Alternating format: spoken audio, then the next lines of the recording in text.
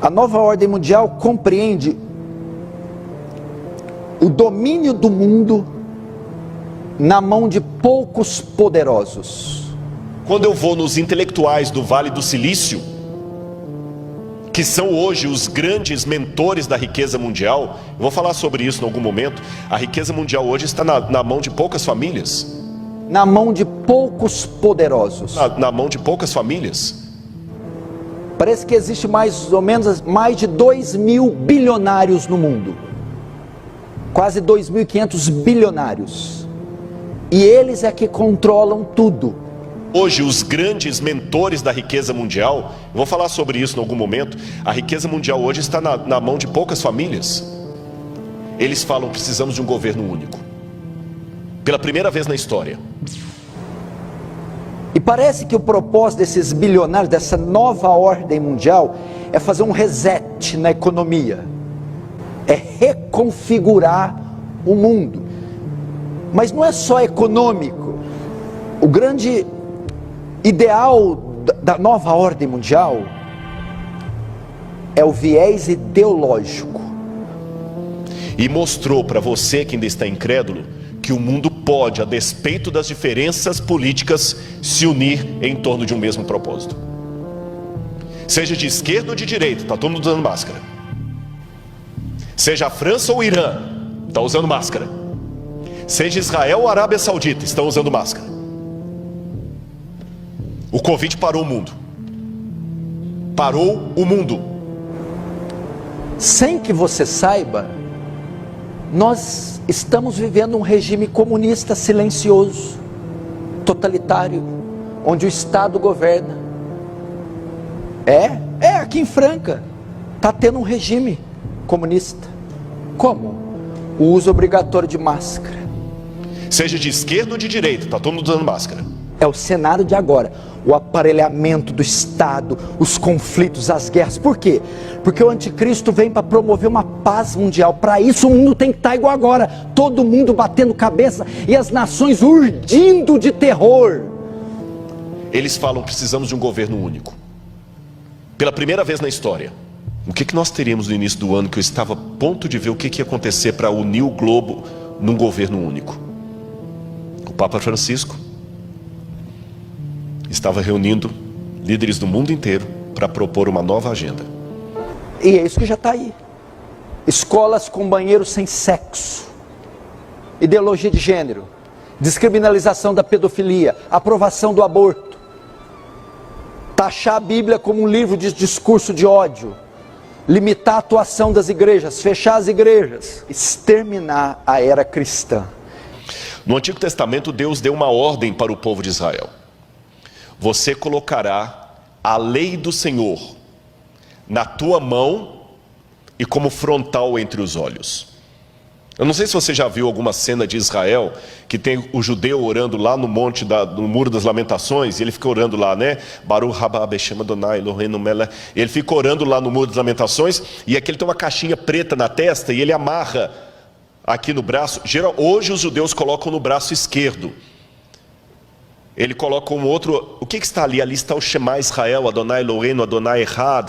Ouve, ó Israel, o Senhor teu Deus é único. A lei do Deuteronômio, os mandamentos de Deus, para ele sempre se lembrar com a sua ação e com a sua mente que Deus é único e que tem os mandamentos de Deus. Porque a Bíblia diz: fez com que todos, ricos e pobres, grandes e pequenos, servos e livres, fosse posto um sinal na mão ou na testa, para que sem o sinal ninguém pudesse comprar ou vender. Aqui está a sabedoria. Quem tem sabedoria, calcule o número da besta, pois é número de um homem: 666. Agora como que eu chego? Subo numa torre e grito: não aceitem a marca! É assim que eu a salvo? Não. Como eu alerto eles da marca? Arrependei-vos e credes no Evangelho de Cristo.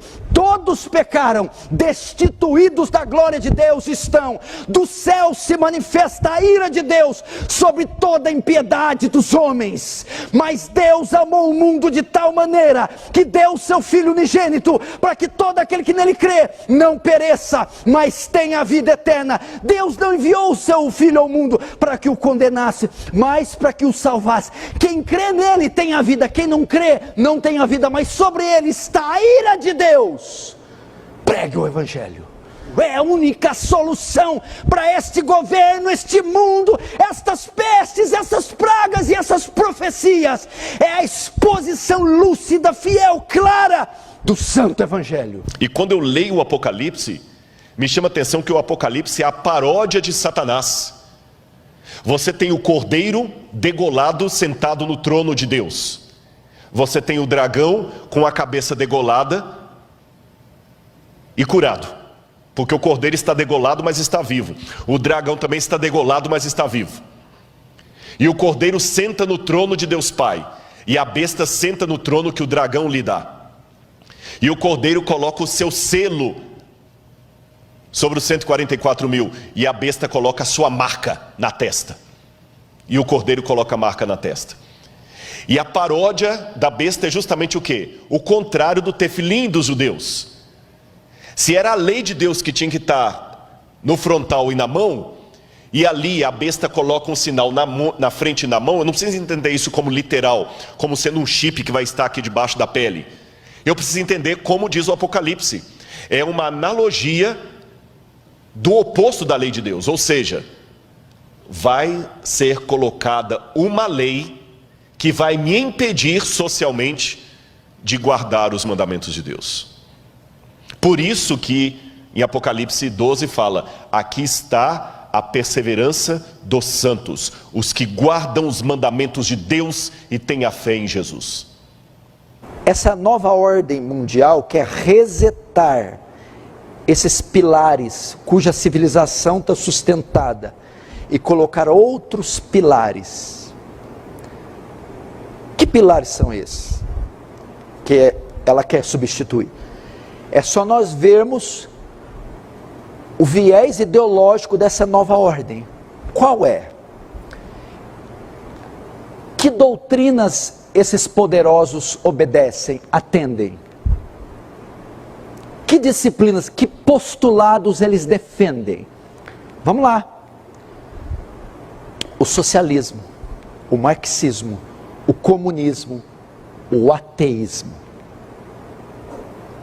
O comunismo aparelhou todas as grandes instituições mundiais. Vai para a ONU, a Organização Mundial das Nações Unidas, fundada em 1945. Todos os seus secretários gerais, todos os secretários gerais da ONU, desde que foi fundada em 1945, são comunistas, socialistas. Então essa instituição é toda comunista. A OMS, a Organização Mundial de Saúde, quem é o diretor dela? O chefão, o Tedros. Ele foi membro do Partido Comunista da Etiópia. Ele é o diretor da OMS.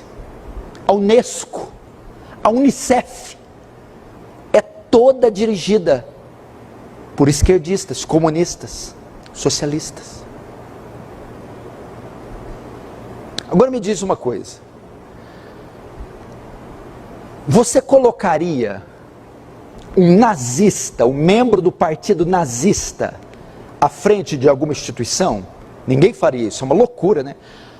Alguém que foi membro, que atuou no Terceiro Reich, um império assassino, que matou 6 milhões de judeus. Ninguém, todo mundo acharia um absurdo colocar um membro do partido nazista à frente de alguma instituição dessa importância.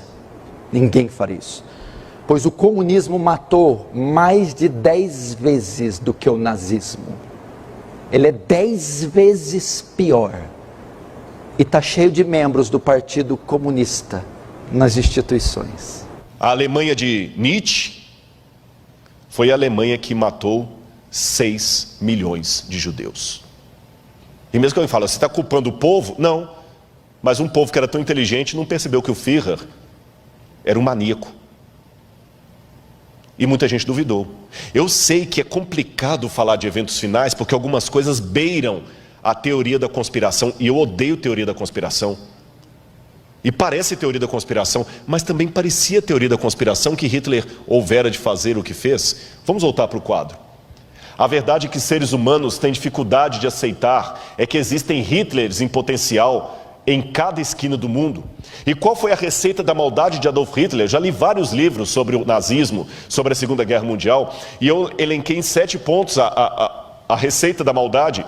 Basta ter uma crise, um povo sem rumo, a Alemanha saiu destroçada da Primeira Guerra Mundial, uma índole má coletiva, a tendência, um marketing, você tem Leni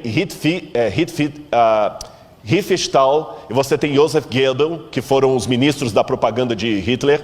Você tem Albert Speer, que teve o plano, um discurso de mentiras e sedução e o interesse de Satanás.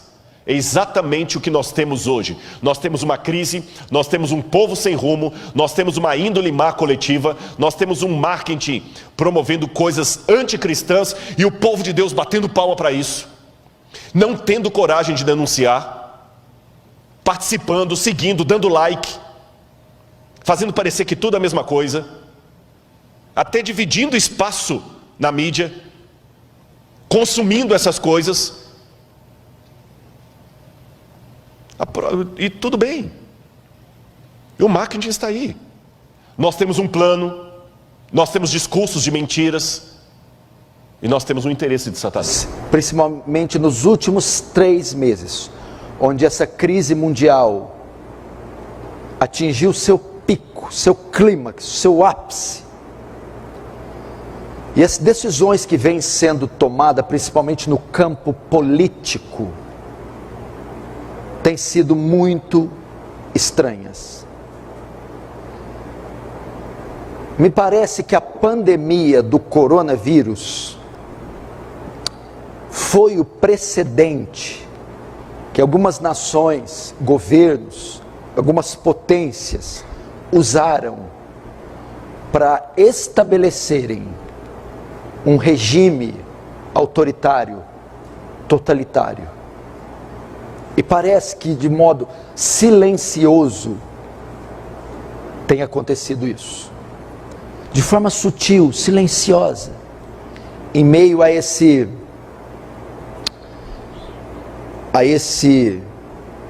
surto de pânico, de medo e de horror que a mídia implantou na sociedade, enquanto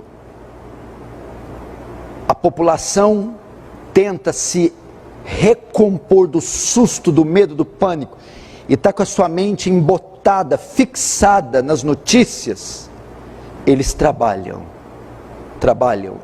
e aparelham todo o Estado e se infiltram em todas as instituições, e através dessas leis, do uso obrigatório de máscara, da vacinação compulsória, obrigatória, envolvendo 27 nações, para que a vacina seja aplicada ao mesmo tempo,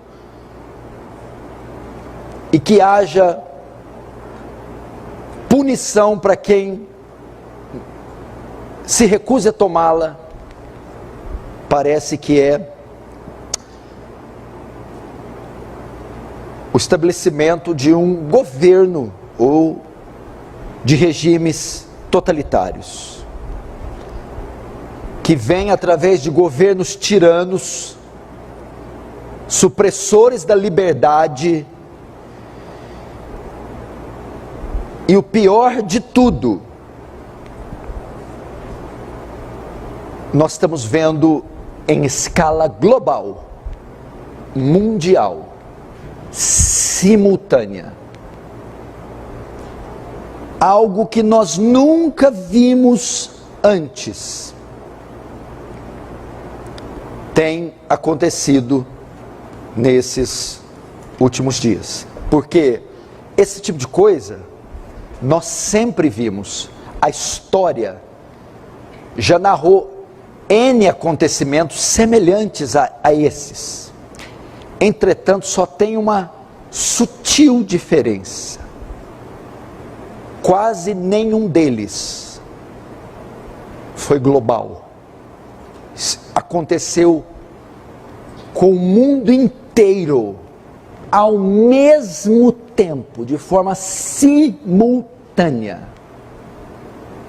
Como é que eu falo isso aqui agora? Se Deus manda, eu falo. Houve várias vezes que os 4 anjos de Apocalipse capítulo 7 estavam para soltar os ventos. E Deus mandou reter, porque o povo dele não estava preparado. Vocês sabem disso.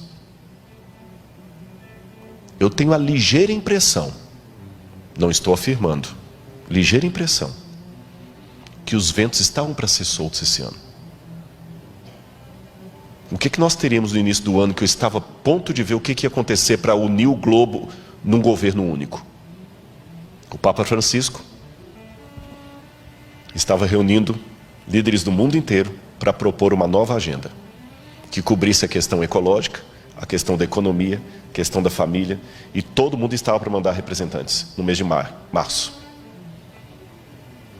E coladinho nisto, fazendo parte do mesmo projeto, o 5G.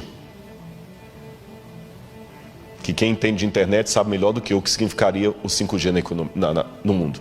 O 5G vai ser mais do que o advento da internet. O mundo seria outro. E na hora que essas duas coisas estavam para transformar o mundo, Covid. Parou tudo.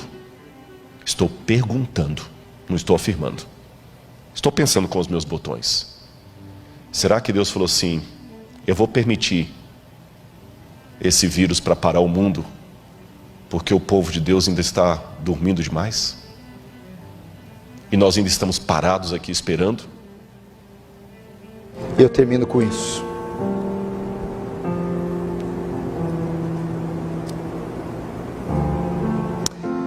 Filho do homem, quando eu disser ao perverso, ao pecador, certamente morrerás, e tu não avisares, e nada disseres para o advertir do seu mau caminho, para lhe salvar a vida, esse pecador morrerá na sua iniquidade, mas o sangue dele, da tua mão, eu o requererei.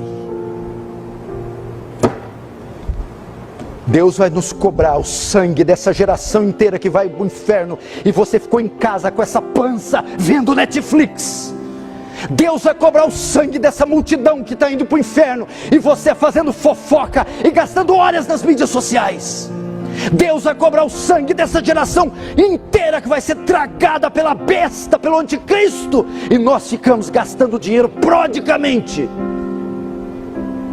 Ao menos gemer, ao menos uns 30 minutos orando por um punhado de almas. Será que não temos condição de fazer isso? Ao menos pelas nossas mães, pais, irmãos, filhos, sobrinhos, tios. Que esperança esse povo tem? Vai esperar nessas nações, nesses governos, nessas mídias. Eles não têm a resposta. Eles estão mortos, estão vazios, cegos, obstinados, suas mentes embotadas. Mas essa é a tocha de Israel, é a lâmpada de Deus na terra, é o sol que brilha na escuridão. A igreja, devemos brilhar.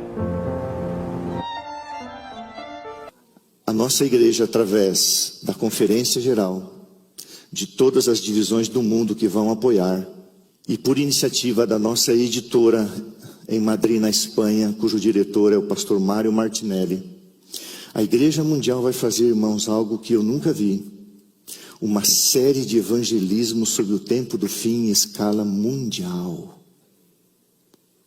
Você está entendendo isso? Eu quero gastar aqui um tempinho, porque isso vale a pena.